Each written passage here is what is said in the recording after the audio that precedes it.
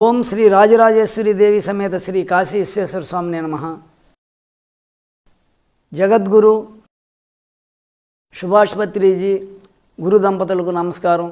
నెల్లూరు జిల్లా సంగం శ్రీ రాజరాజేశ్వరి దేవి సమేత కాశీ విశ్వేశ్వర స్వామి జ్ఞానపీఠ ఆశ్రమం నుండి నేను పీఠాధిపతి రాజరాజేశ్వరన్న స్వామిని ఈ యొక్క అద్వైత సిద్ధాంతాన్ని శివశక్తి లైక్యం కుండలిని యోగా ఈ రహస్యాలను నా అనుభవాల్ని 35 ఏళ్ల కిందట నాకు కుండలిని యోగా సిద్ధి పరబ్రహ్మ స్థితిలో జీవితం గడుపుతున్నాను। ఈ రహస్యాలని అందరితో పంచుకోవాలని నేను మీ ముందుకు వచ్చాను। పంచభూతాలైనటువంటి భూమి మీద ఈ జీవరాశిని నడిపించేది బ్రహ్మాండ దేవతలు, శివపార్వతులు, త్రిమూర్తులు, గణపతి, సుబ్రహ్మణ్య స్వామి, తర్వాత నవగ్రహాలు, నక్షత్రాలు, ఇవన్నీ కూడా విగ్రహ రూపంలో భూమి మీద ఉన్నాయి। అంటే వాటిలో ఉండే తత్వాన్ని మనం తెలుసుకోవాలి। గణపతి తత్వం, సుబ్రహ్మణ్య స్వామి తత్వం, శివలింగ తత్వం, అన్ని తత్వాలు ఉన్నాయి దేవతలకి। మనుషుల్లాగా ఉన్న వాళ్ళకి 4 చేతులు, 3వ నేత్రం, చేతిలో త్రిశూలం, తర్వాత శంకు చక్రాలు, గద, పుష్పబాణ హస్తాలు అమ్మణ్ణికి, ఇవన్నీ ఉన్నాయి। డిఫరెంట్గా ఉంది వాళ్ళ యొక్క ఇది, వాళ్ళ వాహనాలు వేరుగా ఉన్నాయి। భూమి మీద మనందరికీ ఉండే వాహనాలకి భిన్నంగా ఉన్నాయి। వీటి యొక్క అంతరార్థ రహస్యం మనం తెలుసుకోవాలి, అప్పుడు ధ్యానం బాగా కుదురుతుంది। బ్రహ్మాండ దేవతలు ఏంది, బ్రహ్మాండం ఏంది, పిండాండం ఏంది, పిండాండ దేవతలు ఏంది, వీళ్ళ మధ్యన ఉండే అనుసంధానం సంబంధాలు ఏంటి, ఈ కానీ తెలుసుకొని ధ్యానాన్ని కూర్చుంటే మనకి ధ్యానం అద్భుతంగా కుదురుతుంది। మనం ధ్యానంలో ముందుకు పోయేదానికి అవకాశం ఉంటుంది।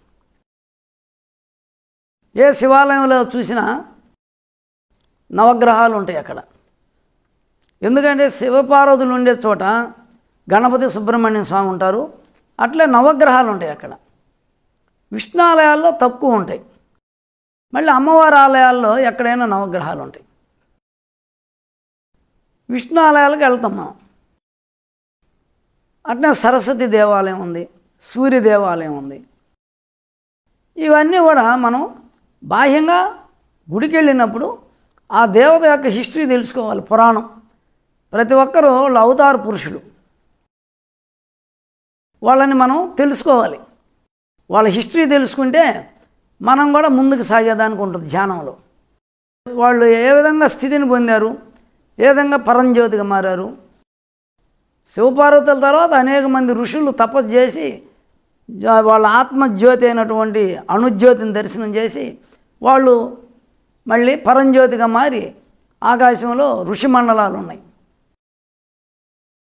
ఆ నక్షత్రాలన్నీ ఋషి మండలాలే బయట కనపడేది, మన భూమికి 27 నక్షత్రాలే సంబంధం, అవన్నీ పరంజ్యోతులు పైన। ఈ విశ్వంలో ఉండే అనేక బ్రహ్మాండాలన్నీ కుదిస్తే మానవ శరీరం, ఈ మానవ శరీరాన్ని మనం ఎన్లార్జ్ చేస్తే, వ్యాపకం చేస్తే ఆ యొక్క బ్రహ్మాండం ఉంటుంది।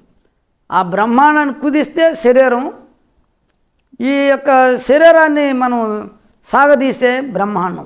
అంటే బ్రహ్మాండంలో ఉండేదంతా పిండాండంలో ఉంది, ఈ పిండాండంలో ఉండేదంతా బ్రహ్మాండంలో ఉంది। లోకాలు కానీ దేవతలు కానీ అనేది ఇప్పుడు మనం తెలుసుకోవాలి। మొత్తం బ్రహ్మాండంలో ఉండేటటువంటి పరమాణువులన్నీ కలిపితే పరంజ్యోతి, పరబ్రహ్మ అంటాం బయట।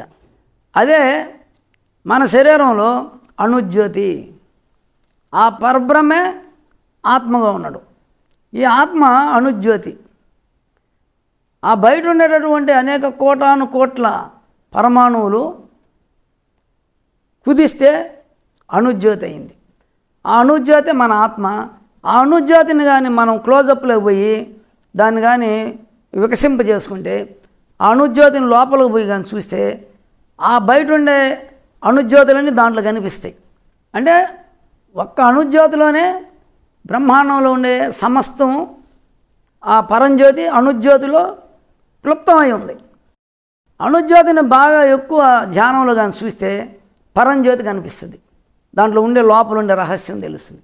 ఒక ఇల్లు అంతా డైమండ్లు పోసి ఉంటాం, కిటికీలో నుంచి పోయి కానీ లోపల పోయి క్లోజప్లో పోయి చూస్తే ఆ డైమండ్లన్నీ కనపడతాయి. లేదు ఒక 1000 దీపాలు వెలిగించున్నాం ఒక ఇంట్లో, బయట నుంచి చూస్తే నీకు కనపడవు, ఒక కిటికీలో నుంచి పోయి చూస్తే ఆ 1000 దీపాలు కనిపిస్తాయి. అట్నే బయట ఉండే ఆ పరబ్రహ్మ పరంజ్యోతిలో ఆ మొత్తాన్ని కంప్రెస్ చేసి కొండకు గుజ్జు రూపమున, కొండంత పరంజ్యోతిని గుజ్జు రూపం అంటే సూక్ష్మంగా చిన్నదిగా గోరంతదిగా ఇక్కడ అణుజ్యోతిగా చూస్తున్నాం. అక్కడ పరంజ్యోతిని ఇక్కడ అణుజ్యోతి, అణుజ్యోతిలోనే పరంజ్యోతి ఉంది,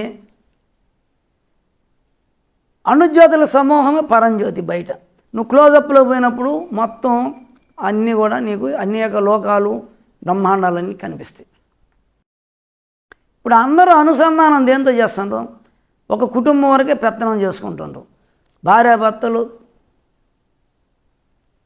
ఇద్దరు ఎవరికి వాళ్ళు కొట్లాడుకుంటూ ఉండడం, లేదు ప్రేమగా ఉండటం, లేదు ఈ విషయాలు అన్నదమ్ముళ్ళు తల్లి తండ్రులు మొత్తం బంధు ప్రీతికి మనం అందరం చెప్పుకుంటూ ఉంటాం మన విషయాలన్నీ నిద్రలేసి, మన సమస్యలు, కుటుంబ సమస్యలు, బంధువులకి స్నేహితులకి. ఒక కలెక్టర్ ఉంటే ఒక జిల్లాతో అనుసంధానం పెట్టుకున్నాడు, ఒక ముఖ్యమంత్రి ఒక రాష్ట్రానికి, ఒక ప్రధానమంత్రి దేశానితో అనుసంధానం అయి ఉన్నాడు. లేదా అంతర్జాతీయ ఇది ఉంటుంది, పెద్ద ఒక అధ్యక్షుడు ఉంటాడు, అలీన్ మహాసభ అని, అంతర్జాతీయ సంరక్షణ అని ఒక అధ్యక్షుడు. కానీ ఒక ఏరియాకి పరిమితంగా ఉంటుంది. కళ్ళు తెరిచి మనం లౌకికంలో జీవితం గడిపితే ఒక పరిమితి, ఒక గ్రామానికి పరిమితి, ఒక కుటుంబానికి పరిమితి, ఒక వీధికి పరిమితి. కానీ నువ్వు ధ్యానం చేస్తే కనుబొమ్మలు మధ్యన మనసు పెట్టి శ్వాస మీద ధ్యాస పెట్టి ధ్యానం చేస్తే నువ్వు విశ్వానికి అనుసంధానం అవుతావు, విశ్వానికి కనెక్ట్ అయిపోతావు, అన్ని లోకాలకు కనెక్ట్ అవుతావు. ఏది గొప్ప? నువ్వు కళ్ళు తెరిచి బావిలో కప్పలాగా జీవించేది గొప్ప, ఆ బాయే లోకం అనుకొని ఆ బావిలో కప్ప ఇదే ప్రపంచం అనుకుంటుంది, అది గొప్పనా? నువ్వు ధ్యానం ద్వారా అన్ని లోకాలు, అన్ని దేవతలకి సంబంధించిన జ్ఞానాన్ని పొంది, అన్ని దేవతల యొక్క శక్తులు నువ్వు పొంది, నువ్వు పరమానందం పొంది, నువ్వు అమృతత్వాన్ని పొంది, నువ్వు పరంజ్యోతిగా మారి నక్షత్ర మండలానికి పోయి శాశ్వతంగా నువ్వు ఆ నామరూపాలతో ఉండేది గొప్పన. అందువల్ల మనం ధ్యానంలోనే గొప్ప పవర్ ఉంది. ఈ దేవతలంతా మనలో ఉన్నారు, బయట ఉన్నారు. వీళ్ళ రహస్యం తెలుసుకోవాలి. ఇప్పుడు బ్రహ్మాండ దేవతలు, వాళ్ళకి విగ్రహాలు ఉన్నాయి, ఆ విగ్రహాల్లో తత్వం ఉంది, రూపాలు ఉన్నాయి.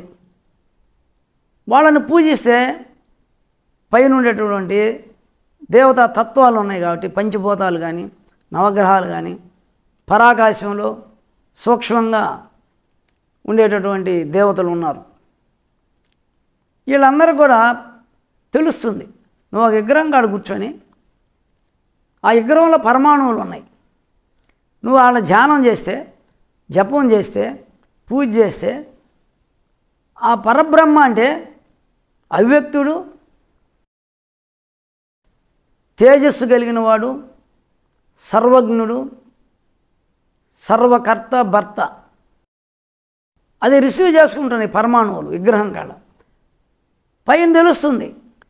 మన 14 లోకాలు ఉన్నాయి. నువ్వు భూలోకంలో గుళ్ళో పూజ చేసినా ఆ పార్వతి పరమేశ్వరులు తెలుస్తుంది. ఎట్లా అంటే ఇప్పుడు మన దేశంలో ఎక్కడ ఏం జరిగినా ప్రధానమంత్రికి తెలుస్తుంది. మన శరీరంలో ఎక్కడ ఏది పుట్టినా ఆత్మకు తెలుస్తుంది. ఇయే మనకి నిదర్శనం. ఎందుకంటే శరీరంలో అంతా పరమాణువులు ఉన్నాయి, అణుజ్యోతులు ఉన్నాయి లోపల శరీరంలో. నీకు ఎక్కడ పుట్టినా ఈ 14 లోకాలలో ఈ పైలోకంలో 14 లోకం ఉండే పరమాత్మకు తెలుస్తుంది ఇక్కడ సేమ్ పుట్టింది అని. అక్కడ మనకి రాయి గుచ్చుకుంది, ఇక్కడ సెంటు పూసుకున్నాం, చేతి మీద స్మెల్ వస్తుంది. ఇవన్నీ ఎట్లయితే తెలుస్తున్నాయో ఈ శరీరంలో ఎక్కడేం జరిగినా అది బ్రహ్మాండం ఇదే నమూనా కాబట్టి అక్కడ కూడా నీకేం జరుగుతుందంటే ఆటోమేటిక్గా నువ్వు ఏ గుళ్ళో ఏ పూజ చేసినా ఏ జపం చేసినా ఈశ్వరుడు చూస్తూ ఉంటాడు. ఆయనకు తెలిసిపోతుంది ఏ జీవిలో ఏముందో ఆయనకు తెలుస్తుంది.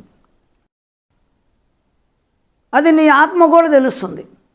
ఎందుకంటే ఆయన ఆత్మస్వరూపంలో ఇక్కడ ఉన్నాడు, ప్రతి ఒక్కరు ఆత్మస్వరూపంలో. నువ్వు నోటితో మాట్లాడేది మనసుతో ఏం చేస్తున్నావు, బుద్ధితో ఏం చేస్తున్నావు అనేది ఆయనకు తెలుస్తుంది. నీలోనే ఆయన తిష్టేసి కూర్చోన్నాడు, సాక్షి. బయట సాక్షిభూతంగా నవగ్రహాల పరిపాలన, దేవతా పరిపాలన చేస్తున్నాడు బ్రహ్మాండంలో. పిండాండంలో కూడా ఆయన ఆత్మరూపంలో సాక్షిగా ఉన్నాడు.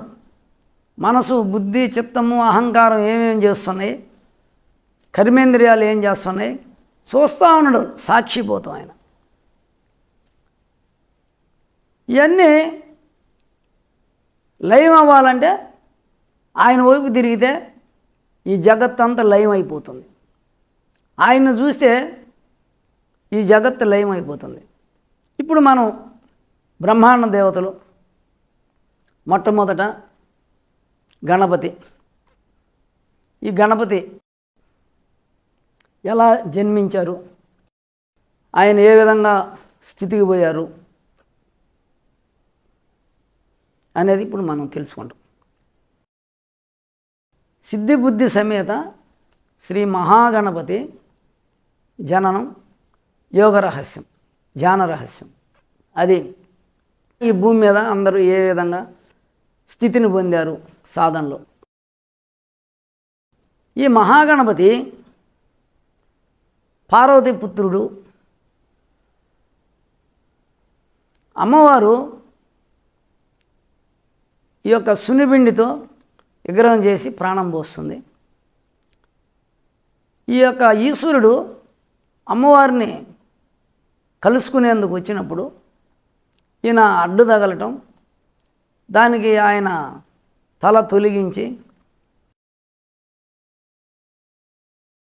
కోపంతో తల తొలగించడం, మళ్ళీ అమ్మవారు ప్రాధేయపడితే మళ్ళీ ఉత్తరం మళ్ళుకొని ఏనుగు తలని తెచ్చి ఆయనకి పెట్టమని చెప్పి పెట్టి మళ్ళీ ప్రాణం పోయటం, ఆయన మేల్కొని ఆయన మళ్ళీ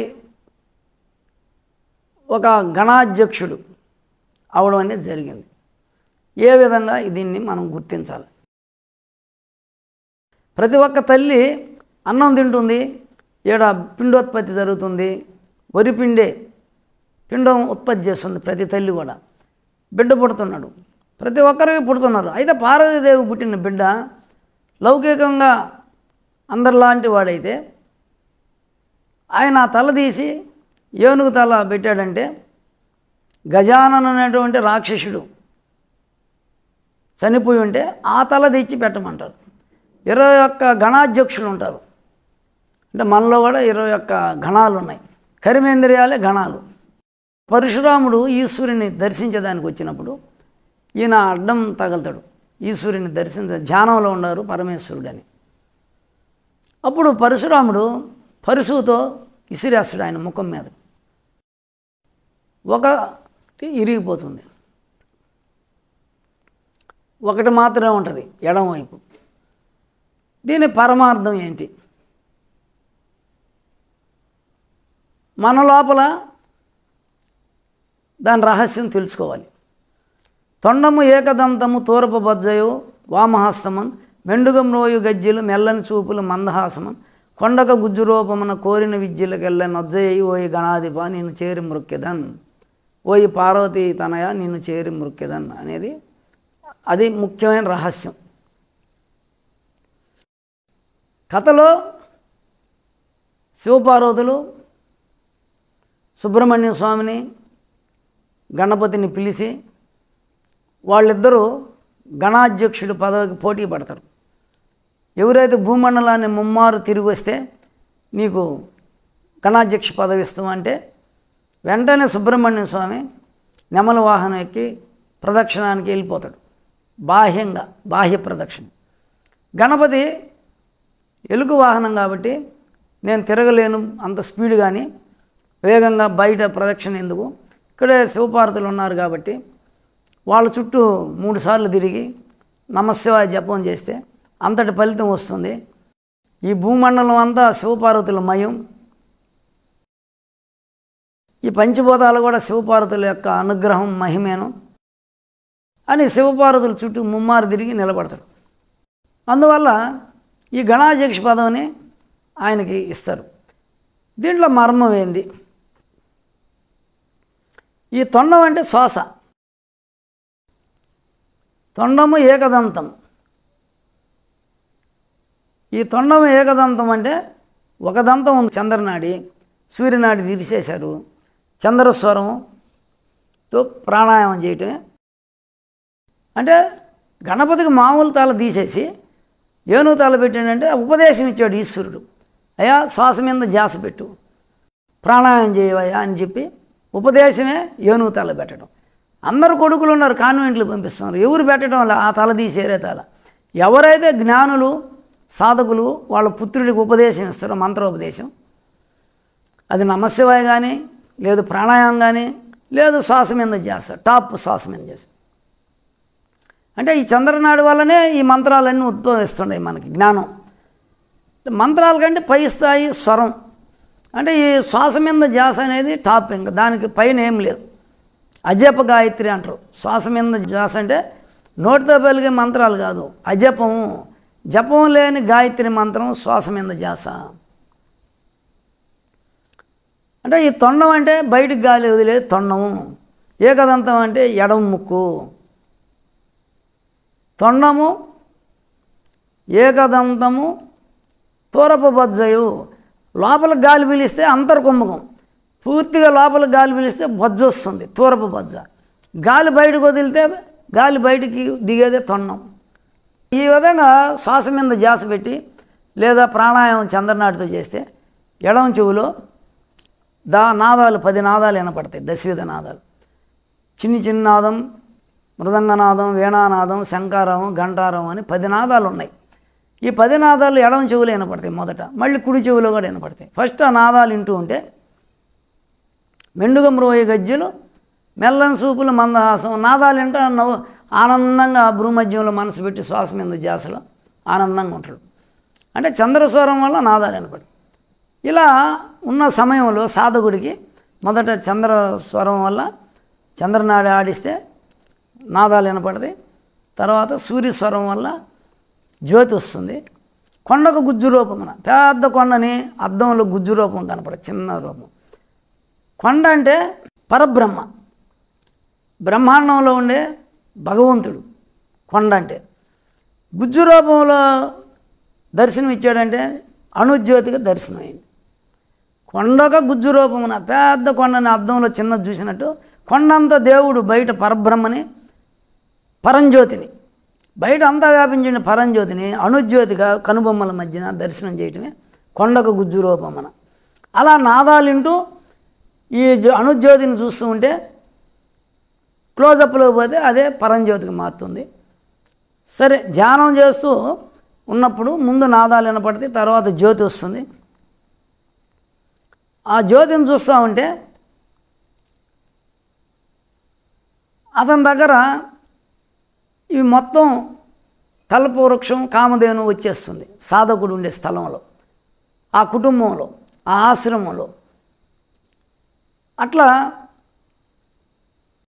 తొండము ఏకదంతము తూరపు బజ్జయు వామహస్తమన్ మెండుగ మ్రోయి గజ్జులు మెల్లని చూపులు మందహాసమన్ కొండక గుజ్జు రూపమన పెద్ద జ్యోతి చిన్న జ్యోతిగా కనిపించడం కోరిన విద్యల కళ్ళ నొజ్జయి.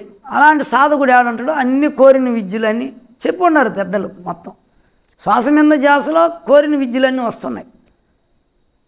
ఓయ్ పార్వతీ తనయ నిన్ను చేరి మొక్కిదాను. అలాంటి సాధకుడు ఎక్కడున్నాడో అతను మనకి పూజ్యనీయుడు. ఒక ఇంట్లో ఉన్న ఆ ఇల్లు అంత అభివృద్ధి అవుతుంది. ఒక పిఎంసి పిరమిడ్ దాంట్లో అలాంటి స్థితికి పోయిన వ్యక్తి ఒక్కడున్నా ఆ పిరమిడ్లో అన్నదానాలు ప్రకాశంగా అందరికీ జ్యోతులు దర్శనం అవటం, అందరూ బాగుపడతారు. అలాంటి సాధకుడు నాదాలింటూ జ్యోతిని చూసే సాధకుడు ఒక గ్రామంలో ఉంటే ఆ గ్రామం అభివృద్ధి అవుతుంది, పనులన్నీ బాగా జరుగుతాయి.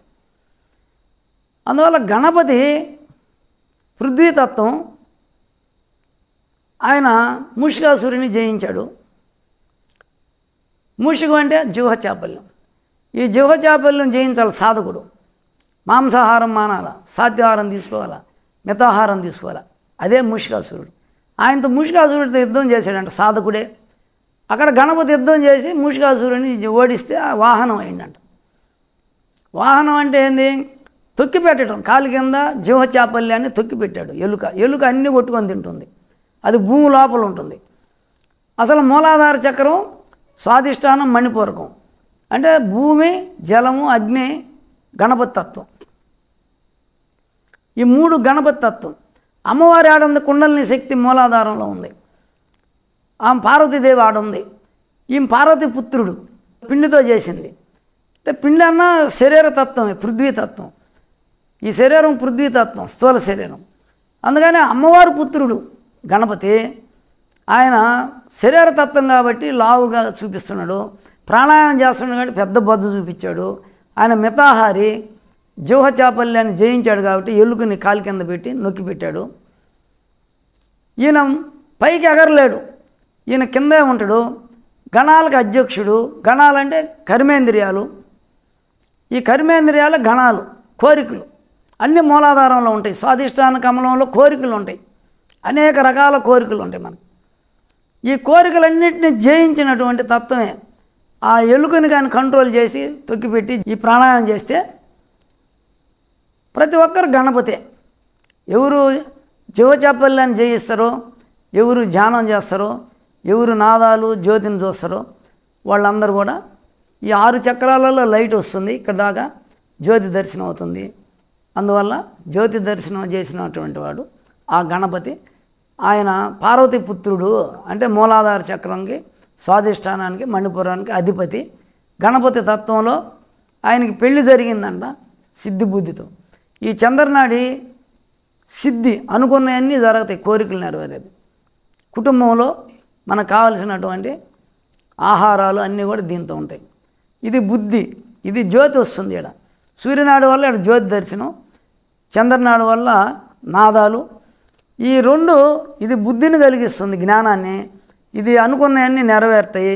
ఏ సాధకుడు శ్వాస మీద ధ్యాస పెట్టి, భూమధ్యంలో శ్వాస మీద ధ్యాస పెడితే బాగా నాదాలు జ్యోతి దర్శనం అయితే అతనే గణపతి. మనమంతా శివపార్వతుల పుత్రులమే. మొదట క్లాస్ అది, ఎలిమెంట్ స్కూల్. మొదట గణపతి అవ్వాలి. అంటే ఇదంతా మర్మం. బ్రహ్మాండ దేవతలందరూ పిండాండ దేవతల్లోనే ఉన్నారు, మనలోనే ఉన్నారు. మొదట మనం ధ్యానంలో ఈ శ్వాస మీద ధ్యాస పెట్టినందువల్ల జ్యోతినాదాలు వస్తాయి. ఈ గణపతి పృథ్వీతత్వం, కింద చక్రాలు 3 గణపతి. వీక్షిస్తున్నటువంటి ప్రేక్షకులందరికీ ధన్యవాదాలు.